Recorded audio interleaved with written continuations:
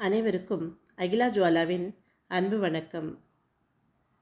இன்றைக்கி நாம் முனைவர் நவரஞ்சனி ஸ்ரீதர் அவர்கள் எழுதிய திட்டமிடு தீர்மானி முடிவெடு எனும் நூலை பற்றி தான் இன்றைக்கி நாம் பார்க்க போகிறோம்.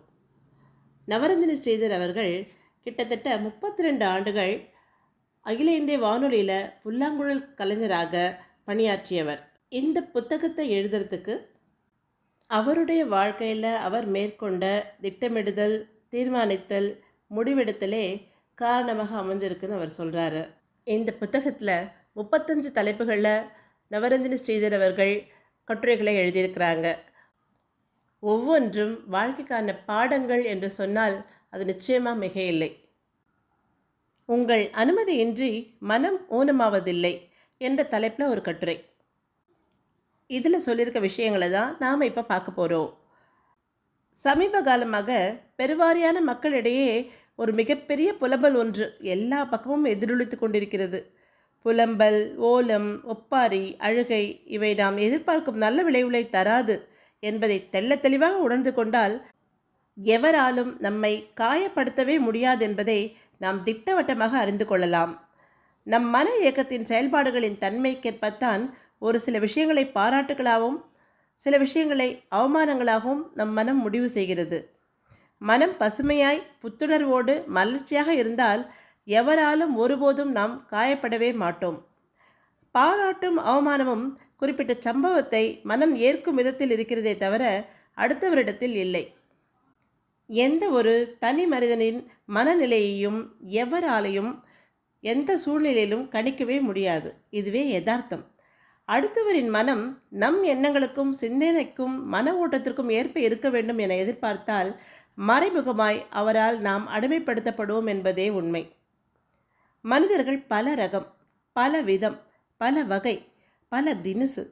எந்த இரு நபர்களின் மனநிலையும் ஒரே நிலையில் ஒரே வகையில் இயங்கும் என்பது எவராலும் அறுதியிட்டு கூற முடியாது. கோடான கோடி மக்கள் வாழும் இந்த பூமியில் ஒவ்வொரு தனி மனிதனுக்குள்ளும் ஒரு தனி உலகம் இயங்கிக் கொண்டு இருக்கிறது. எவரும் அடுத்தவரை தன் உலகில் நுழைய அனுமதிப்பதே இல்லை. அவரவர் உலகில் அவரவர் ஒரு சக்கரவர்த்தியாகத்தான் வாழ்கிறார்கள். மனித மனம் விசித்திரமானது.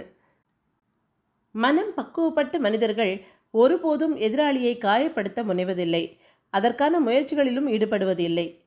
எதிராளியை காயப்படுத்த முற்படாதவர்களை யாருமே காயப்படுத்த நினைப்பதே இல்லை. மனம் எப்பொழுதும் மென்மையாகவும் பாரமற்றும் ஈர நெஞ்சத்துடனும் இருந்தால் இமயத்தை உள்ளங்கையில் அடக்கி ஊர்வலம் போகலாம். சந்தோஷமும் துக்கமும் மனதை பொறுத்த விஷயம். இரண்டுமே நிலையில்லாத விஷயம். சந்தோஷமோ துக்கமோ இரண்டுமே தற்காலிகமானதுதான். இந்த அடிப்படை உண்மையை நாம் புரிந்து கொண்டாலே மனிதர்களின் மீது நமக்கு கசப்புணர்ச்சி ஏற்படாது. மனிதர்களை நேசிப்பவர்கள் ஒரு நாளும் துன்பத்திற்கு உள்ளாவதே இல்லை.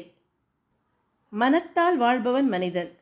மனிதம் மேம்படும் வகையில் ஆக்கப்பூர்வமான எண்ணங்களுடன், சிந்தனைகளுடன், மலர்ச்சியுடன், மனத்துடன் உலா வருபவர்கள் எப்பொழுதும் மகிழ்ச்சியாக இருப்பார்கள். அடுத்து, எவராலும் நம்மை காயப்படுத்தவே முடியாது என்ற மன திடத்துடனும் மன உறுதியுடனும் வாழ்வியலை எதிர்கொள்ளும் மனிதர்கள் எவராலும் ஒருபோதும் காயப்படவே மாட்டார்கள்.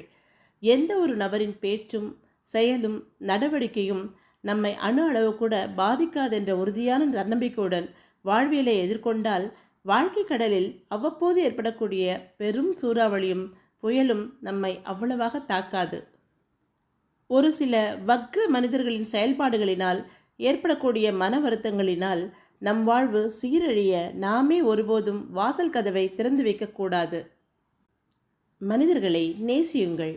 மனிதர்களில் நல்லவர்கள் அதிகம் உண்டு என திடமாய் நம்புங்கள்.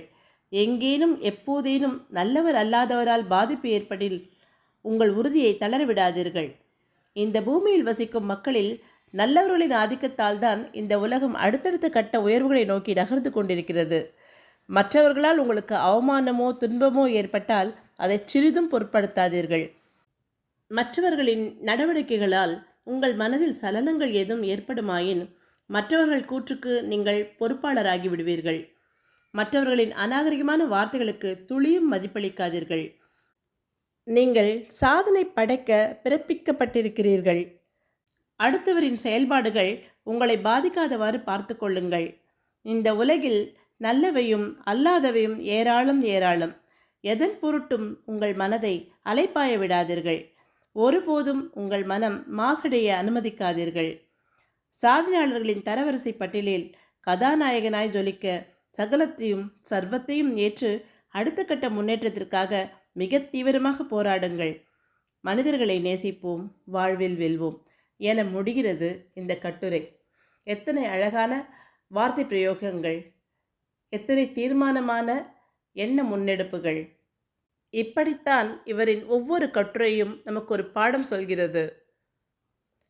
மேம்போக்காக இல்லாமல் ஆழ் மனதில் ஆணி அடிக்கும் கருத்துக்களை சொல்லியிருக்கும் இந்த புத்தகத்தை அனைவரும் படிப்போம், பயன்பெறுவோம். நன்றி.